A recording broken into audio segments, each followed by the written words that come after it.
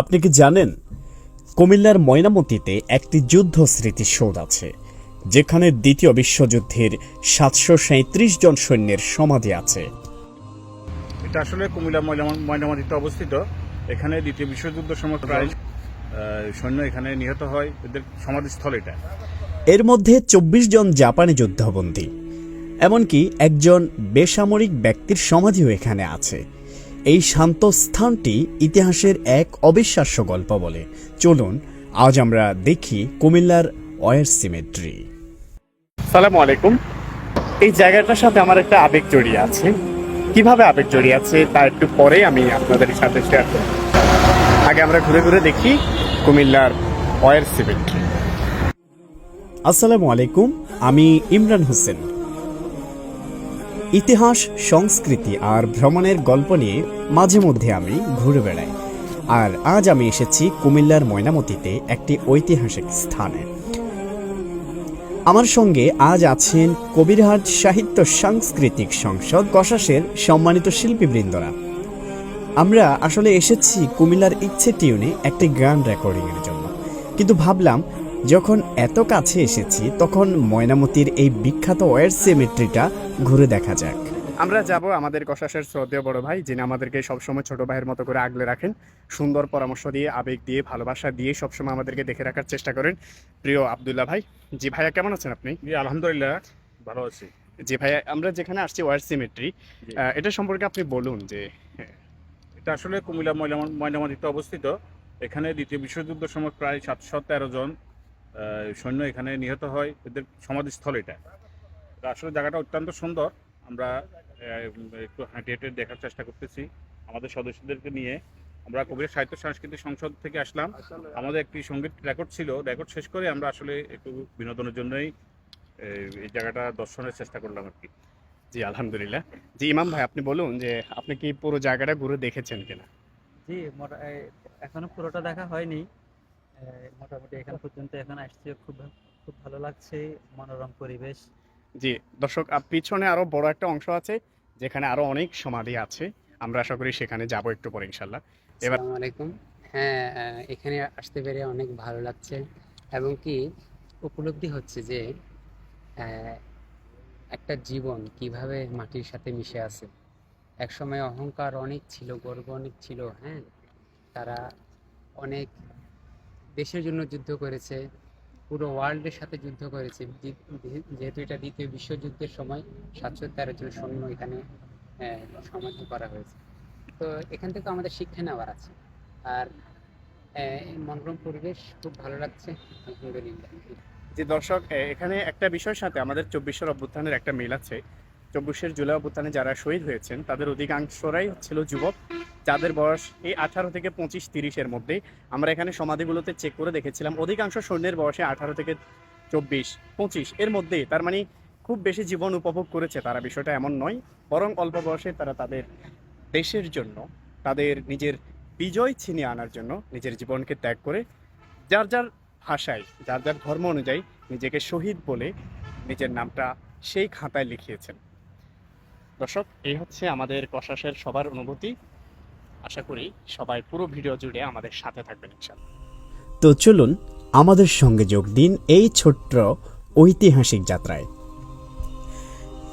ভিডিওর এই পর্যায়ে আমরা জেনে নিব কুমিল্লা ওয়ার সিমেট্রির অবস্থান।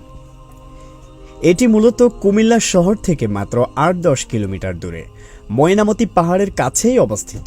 কুমিল্লা চট্টগ্রাম হাইওয়ের পাশেই মূলত war cemetery. Comilla war cemetery, যাকে অনেকে ইংরেজদের কবর বলে ডাকে, দ্বিতীয় বিশ্বযুদ্ধের একটি গুরুত্বপূর্ণ স্মৃতিসৌধ।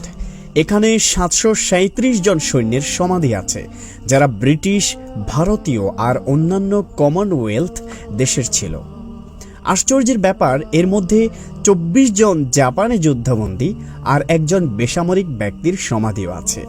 এই স্থানটি দ্বিতীয় বিশ্বযুদ্ধের সময় বার্মা ফ্রন্টের জন্য গুরুত্বপূর্ণ ছিল, কারণ কুমিল্লা তখন একটি বড় চিকিৎসা ও লজিস্টিক কেন্দ্র ছিল। প্রতিটি সমাধির পাথরে সৈন্যদের নাম, দেশ আর মৃত্যুর তারিখ খোদাই করা আছে। এখানে যারা সমাধিত হয়েছে তাদের অ্যাড্রেস, তাদের নাম সহ সব কিছু দেওয়া আছে। এখানে দেখা যাচ্ছে যে flying officer SD Mary, royal air force, 7th April 1945, age 25, মানে যখন তার বয়স 25 ছিল তখন তিনি মারা যান, অর্থাৎ এই যুদ্ধে তিনি জীবন ত্যাগ করেন। এরপর আরও অনেক সমাধি দেখা যাচ্ছে।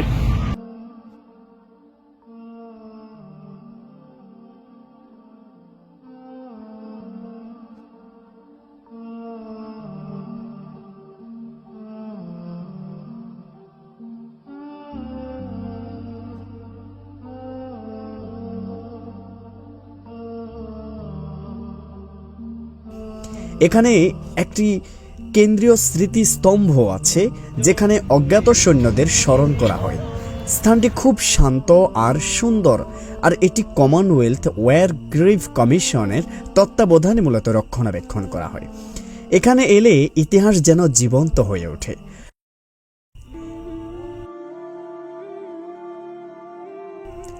আরেকটা মজার বিষয় হলো এটা ময়নামতি জাদুঘর আর শালবন বিহারের খুব কাছে, তাই এখানে এলে এই স্থানগুলোও আপনি ঘুরে দেখতে পারবেন।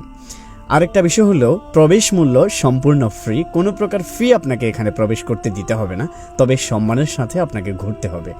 এই স্থানটি শুধু একটি কবরস্থান নয়, বরং ইতিহাসের একটি জীবন্ত গল্প।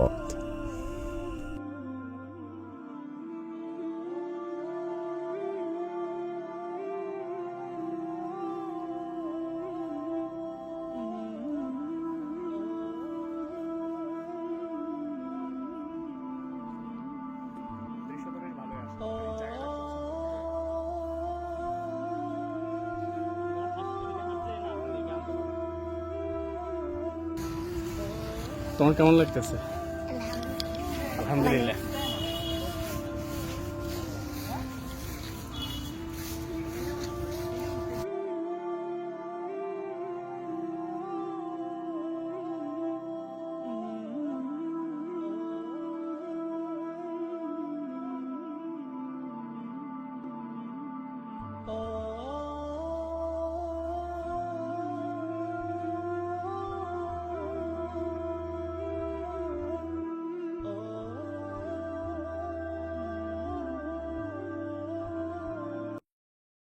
বলছিলাম এই ওয়ার সিমেট্রির সাথে আমার বেশ আবেগের একটা জায়গা আছে।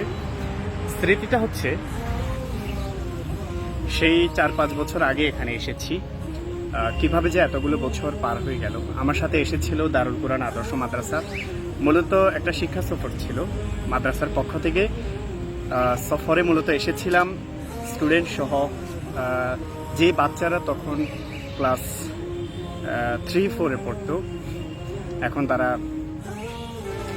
8-7 বা 9-এ পড়ে কেউ। মানে সময়ের সাথে সাথে কতগুলো বছর পার হয়ে গেল বুঝতেই পারছি না। এই জায়গাটা এসে খুব আবেগে আপ্লুত হয়ে গেছি। আমি যদিও দারুল কোরআনের সাথে আছি, কিন্তু সেই সময়কার স্টুডেন্ট অনেকে এখন নেই, তাদেরকে অনেক অনেক বেশি মিস করছি। যে যেখানে থাকুক আল্লাহ রাব্বুল আলামিন সবাইকে ভালো রাখুক, সকল স্টুডেন্টসদেরকে ভালো রাখুক, সবার সুস্বাস্থ্য কামনা করে আজকের ওয়ার সিমেট্রি থেকে বিদায় নিচ্ছি। এত দূরে আসার কোনো প্ল্যান ছিল না, শুধুমাত্র ওই স্মৃতিটাকে আরেকবার স্মরণ করার জন্যই এখানে আসা। সবাই ভালো থাকবেন।